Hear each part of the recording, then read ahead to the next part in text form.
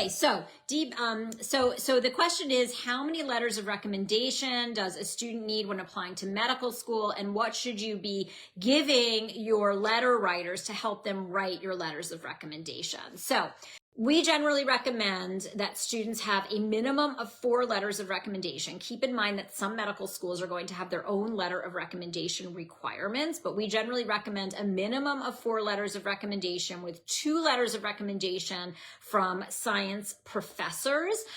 If you have a principal investigator with whom you've done really meaningful work, you should definitely have a letter from your principal investigator. There are going to be some medical schools that require that you have a non-STEM letter. We realize that for some students, this is a difficult letter to find. And you should also have a letter from your major if one of those STEM letters is not from someone in your major. In terms of how to ask for letters of recommendation for medical school, we generally advise that the student, tailor this approach to the individual. So let's say it's a professor the student took a class with last year and they, don't see them on a regular basis.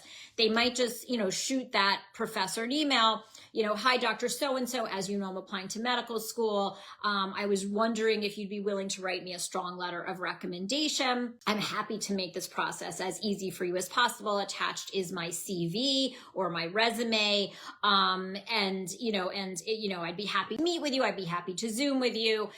Sometimes letter writers are going to ask for your personal statement, and they do that to get a better sense of who you are. Other people are going to want to talk to you to get your background story. If they ask for your personal statement and you haven't written it yet, don't panic.